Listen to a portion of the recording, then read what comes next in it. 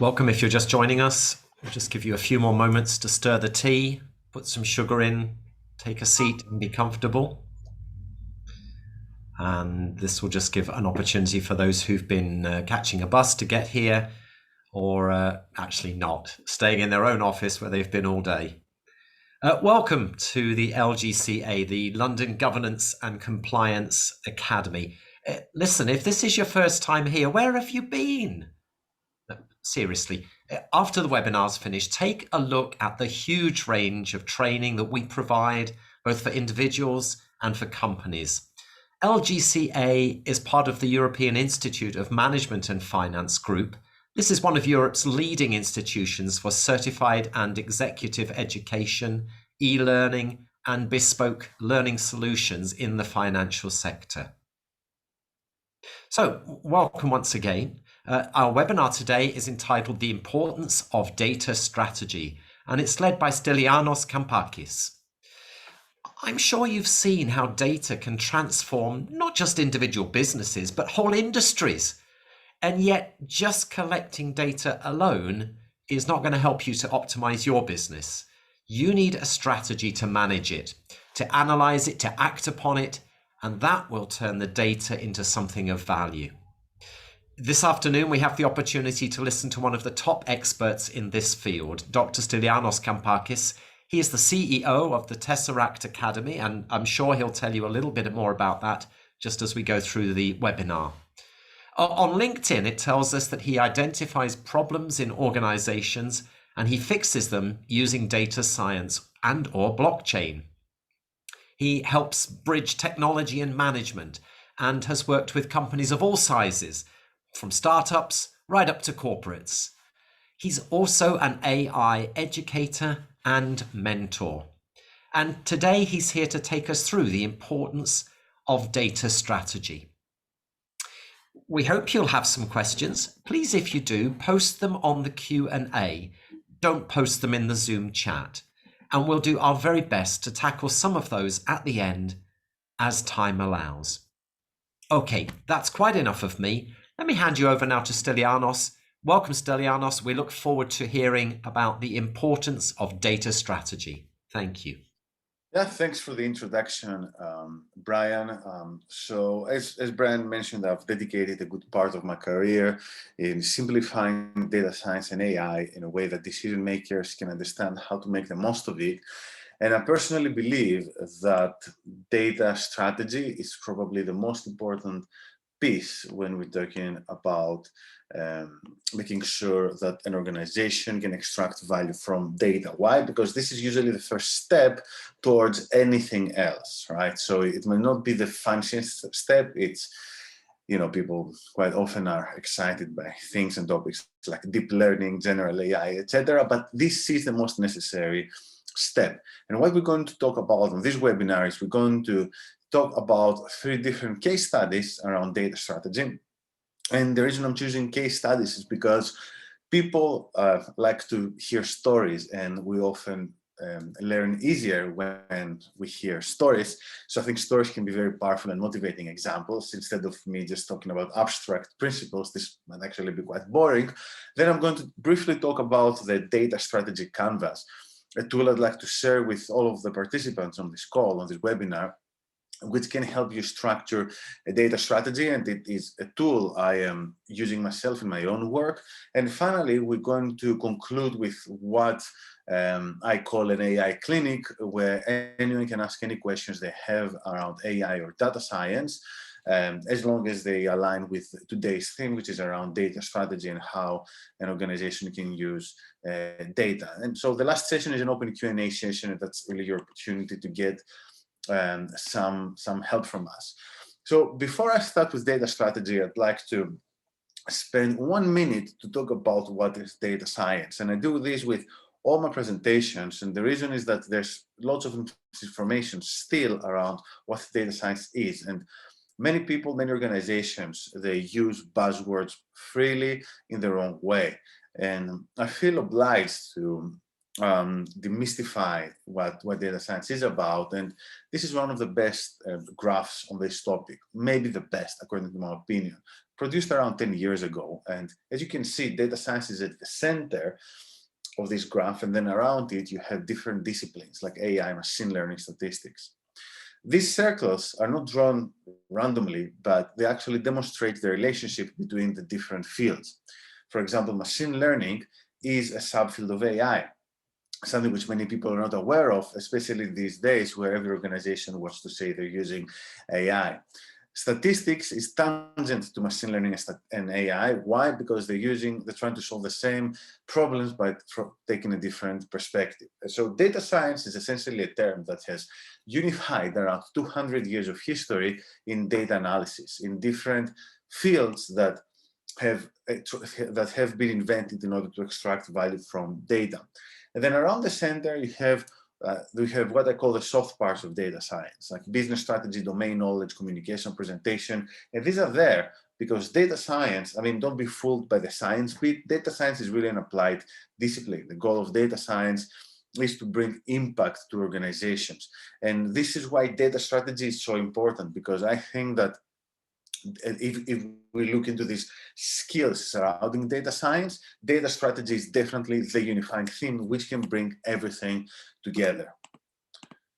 So I'm going to start now with the case studies, as I promised, which will make you understand a bit better why data strategy is useful. So this is a case study from my own career. It's quite a few years back, and I had been approached by a job board that was advertising technology jobs in London at that time. I think maybe now they've expanded to other territories. And International Women's Day was coming in a few weeks. And they wanted to understand the differences in salary expectations between men and women. And the question was whether women applied jobs with lower salaries than men. From a statistical viewpoint, that's very easy to study. Okay, so it's a very straightforward problem. So the best way to solve this is to simply use a hypothesis test and compare the two groups and see how well they perform across this variable. So essentially, this would be something that shouldn't take more than an hour, to be honest with you. However, things were not as straightforward as they seemed. So the platform was not recording gender as a variable. In fact, they weren't really recording any information about the users other than their email, which made for a pretty lousy data set. Okay, and what we had to do, we had to be very, to use our imagination, and what we did was extract names from emails and then use registries of names from many different countries, because we had people coming from all kind of with people coming from all kinds of nations and countries, and we weren't sure where these people are from, right? So, what's the gender, or at least what's the gender identified with? So, and as you can imagine, this was a very challenging task. First of all, because London is very multicultural, so we needed to have any name registry we could find from any country. So that was one. And secondly, many names are unisex. So Sam could be Samantha or Samuel, right? I mean, it's impossible to know. And in the end, we had to not only we had to do lots of additional work ourselves, we also had to throw around 1/3 of the data. So something which should be 1 hour's worth of consulting turned into a 1-month nightmare trying to hit this deadline. And what was the problem here? The problem here was the lack of a data strategy. So I don't know what this person was thinking when they had set up this company, but it's clear that they had no vision or no understanding of the kind of data that they might have to use in the future, and they had failed to plan. And one of my favorite expressions around data strategy, and in general, I guess in life, is that failing to plan is planning to fail. So this is what happened here. Okay, so compare, for example, this against a case where this person, the same CEO, would have had a data strategy, which would have led to the creation of a recommender system. So not only they would have access to the gender of their users, but they would have access to many other useful features around the users. They could increase engagement by creating an algorithm to capitalize on this data set. So that's one. Another case study comes from the world of football. So I worked in this area for a few years.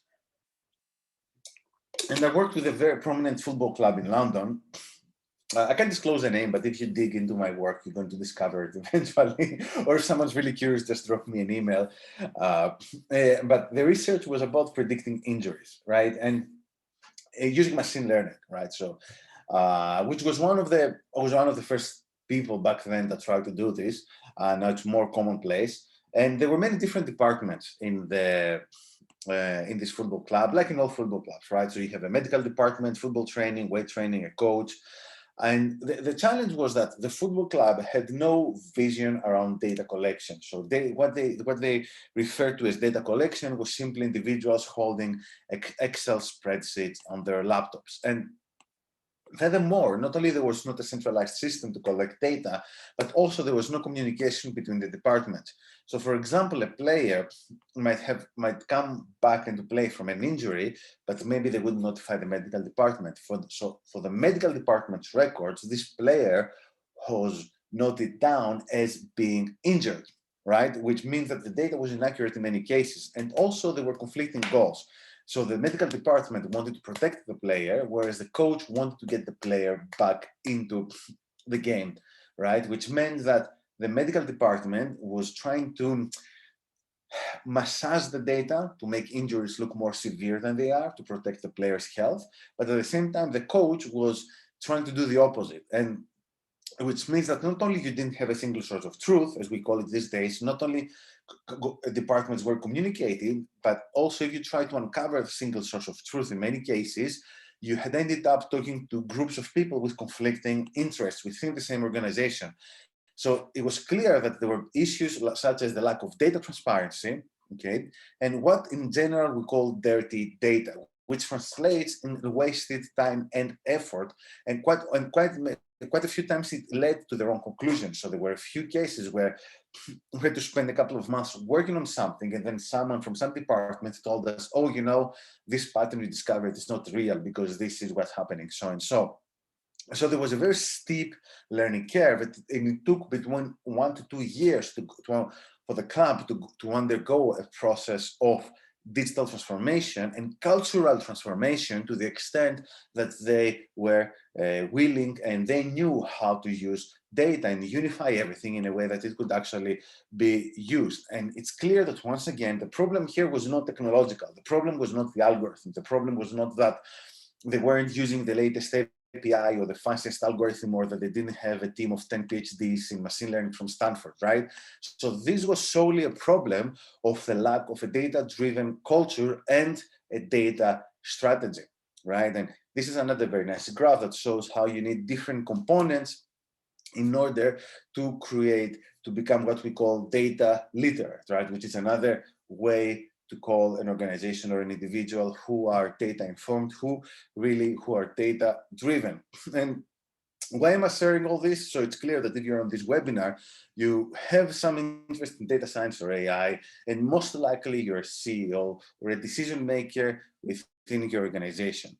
Okay, so this means that whether you are a sole entrepreneur, or you are the CEO of a Fortune 500 company, or you are in the middle management or of some SME, it's clear that data is everywhere. And if data is everywhere, you need a strategy to make sure that you're making the most out of this data. And this goes through the full life cycle, right? From even before you collect data down to the point where you actually use this data in order to do things like improve the efficiency in an organization, or add the value in the organization through the creation of data products. So I've seen all kinds of cases. From some of the cases that are advertised with bigger organizations are cases where organizations can cut down on costs, whereas most of the cases with smaller organizations, startups, scale-ups, and SMEs on the lower end of the spectrum are around increasing valuation through unlocking data products, right? But obviously now we see the two words blending, because even now big organizations are out there going through this process. So I was reading like yesterday actually how Philips is pivoting towards medical technologies, which means that you have a company which for a long time had like devices like savers, etc., which probably I'm going to need soon, given how long my hair has become with the lockdown and everything. For all those who are not in London, we're still in lockdown here, so excuse my haircut.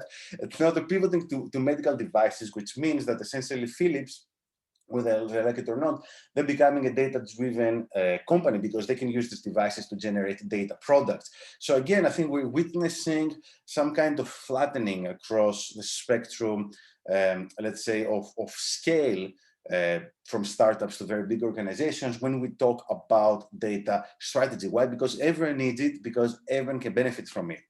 Right. And the thing is that data science is everywhere and AI is everywhere. Right. And there was this article 10 years ago that was by Harvard Business Review that was asking, or it was stating, I don't remember what was the exact title, but essentially it was saying that data scientist is the sexiest job of the 21st century, whatever. And, you know, some people are still wondering, is it still a sexy job? And the question is that, yes, it still is, right? So you see the stats, you see what's the average data scientist salary in London. This is another picture showing different AI hubs across the world.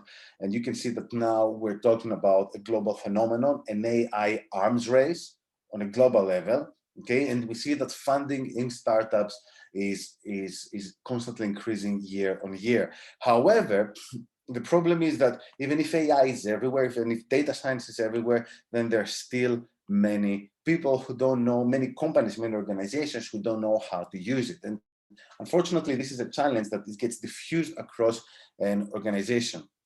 And that's why the Tesseract Academy, and I'm the CEO of the Tesseract Academy, a company that specializes in helping organizations grow through the use of data science and AI, is partnering up with the LGCA in order to provide bespoke in-house training, coaching, or as I personally like to call it, data science and AI coaching to executives and decision makers. And also we're going to provide live online courses and lectures, okay? And we're also, besides training, we're also providing consulting, okay? And the thing is that we've seen this, the same thing repeating again and again, the same mistakes again and again. And it's an interesting phenomenon because it happens across organizations from many different scales. The same mistakes, they try to go for the same solutions, and then they call upon us to solve them, okay? And really, some of the mistakes that we've seen is the companies having no training for the teams or the managers, working with expensive consultants, hiring expensive data scientists,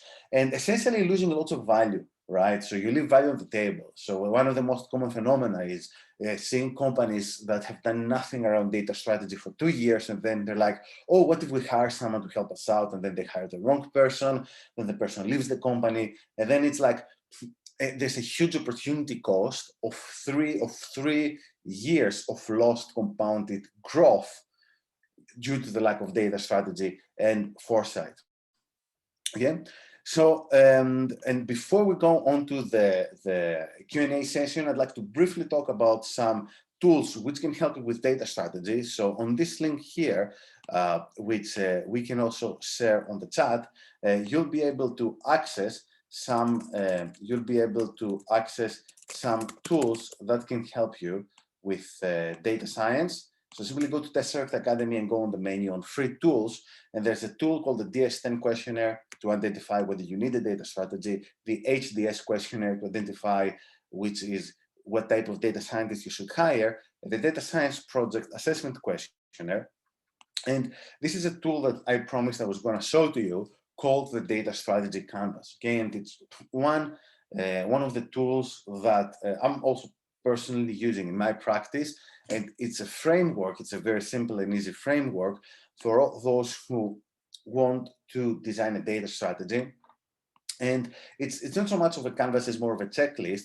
The goal of this framework is to make sure that you have all the key components in one place, right? So if you're facing a challenge of AI adoption, then this framework can help you better understand what challenges you might encounter and how you might want to approach those challenges. So before I break it down, one of the important things to state is that there are a few different ways, a few different paths that someone can follow towards AI adoption. And one of the best paths is what they call the use case approach. So this is when you start with a specific problem, a specific challenge that you want to address in your organization, and then you build a solution around this, okay? So this data strategy canvas, this tool, this framework is built mostly for companies that are going to take this approach. So the first step is to identify a challenge, and then once you identify a challenge, then you're going to identify the data sources that you need for this challenge. So go back to the first case study that we saw today. The person had a challenge in mind, but they had completely missed the part of the data sources. Then there are 4 considerations around those data sources, right?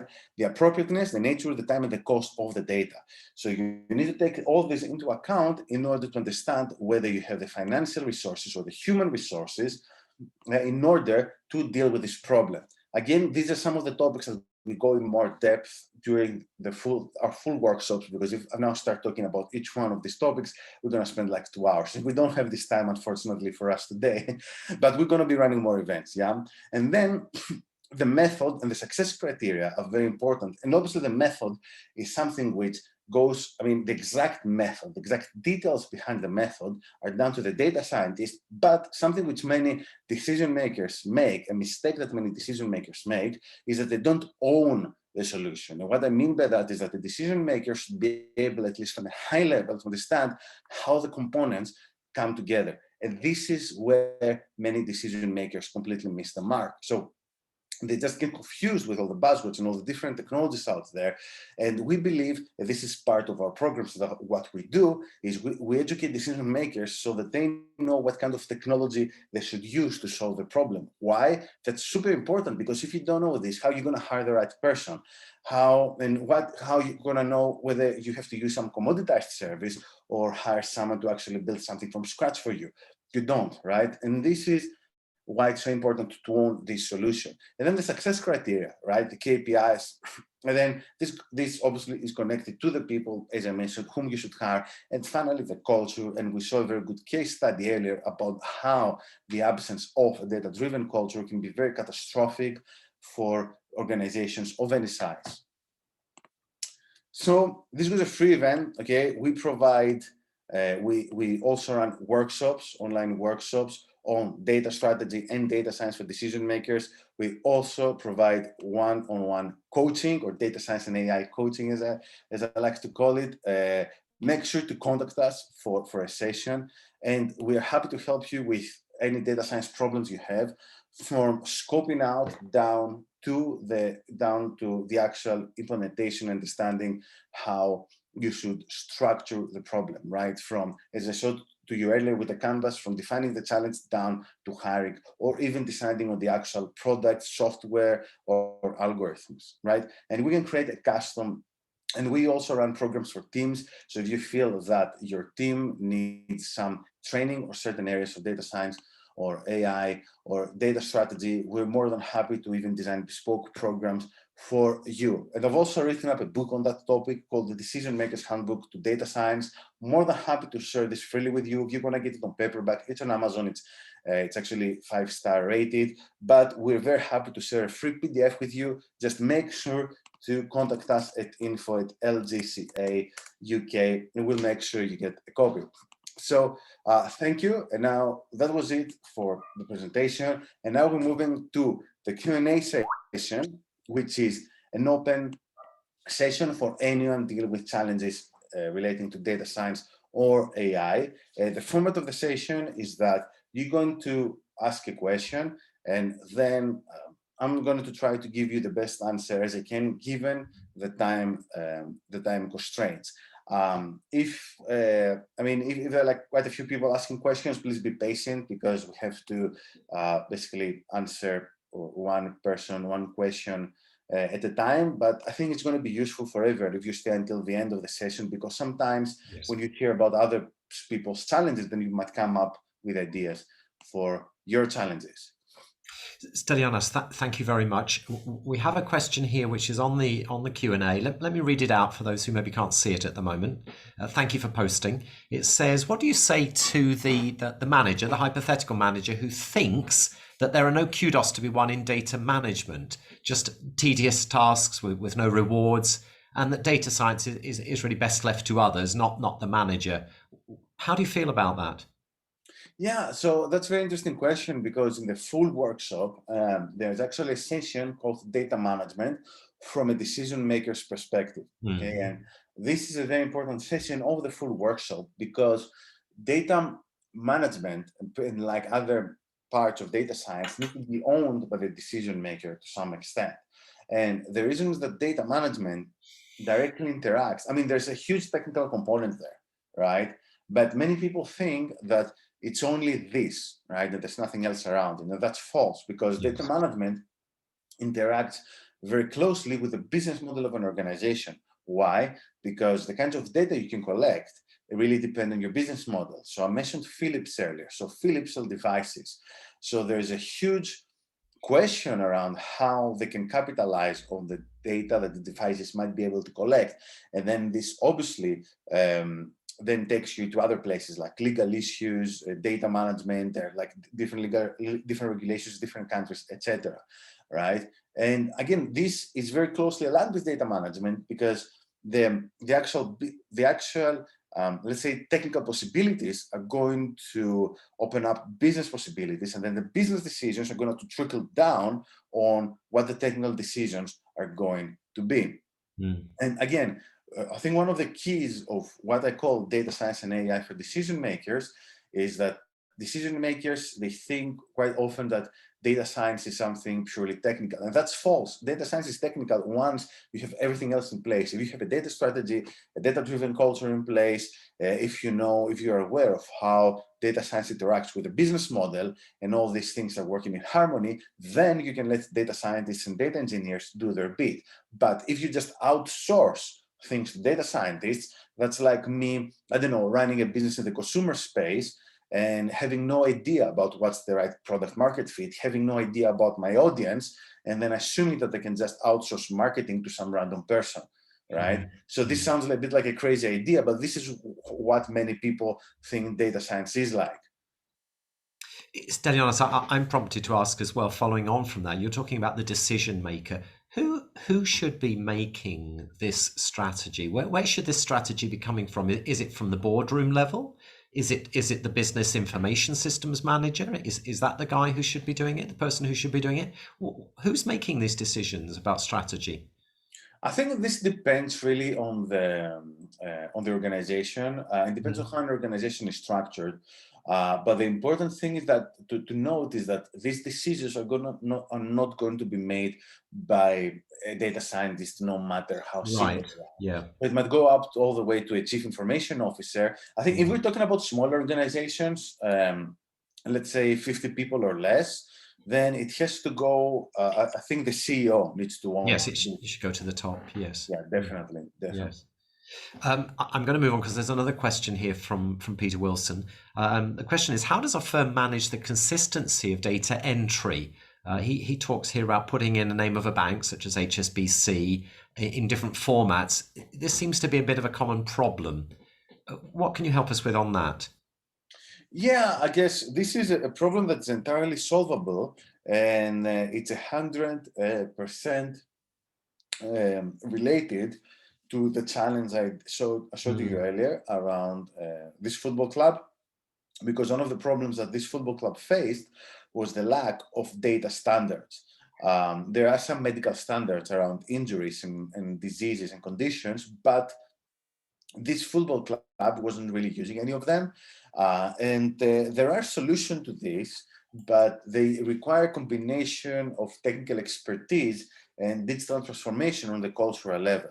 So if you want to, so essentially what you need to do is you need to create a data dictionary on one hand in order to help you consolidate data that have been collected in this way until now. And then moving on, you need to establish some certain procedures of data collection and data literacy within the organization, so people are forced to provide entries in a certain way, and if they have some freedom as to how they can provide this information, like free text, then they're at least aware of some of the challenges that might exist around free text. So I think that's an excellent question that demonstrates how the technical part needs to work in synergy with the high-level aspects. And there's really a whole bunch of training implications, obviously, there Yes. for all staff. This is not just about the person who's leading it, but for everybody, as you mentioned there. Putting data in the right format is clearly more important than almost anything else. Otherwise, we have no data product at the end, no useful result at the end. Absolutely. I'm very aware of the time. We don't have any more posted questions, but thank you so much for your contribution here, Stylianos. It was like a rapid roller coaster ride. I was sort of holding on. Where are we going now? Where are we going now? So thank you so much. Personally, I shall look forward to seeing the recording of this and taking a second bite at it. We thank you so much for your time this afternoon. Thank you if you've been with us on the webinar this afternoon. Thanks are also here on the Q&A from other people who've been listening in. We will take note of your ebook there. The thing is back on the screen again if you need it. We thank you for joining us at LGCA. Take a look at the LGCA website as well. You'll find there an enormous range of training, absolutely up to date, 100% up to date on issues that are important to all of us. So thank you for joining us. Enjoy the rest of your afternoon or evening wherever you are. And thank you once again, Stylianos, for your contribution. Thank you and good afternoon. Bye-bye.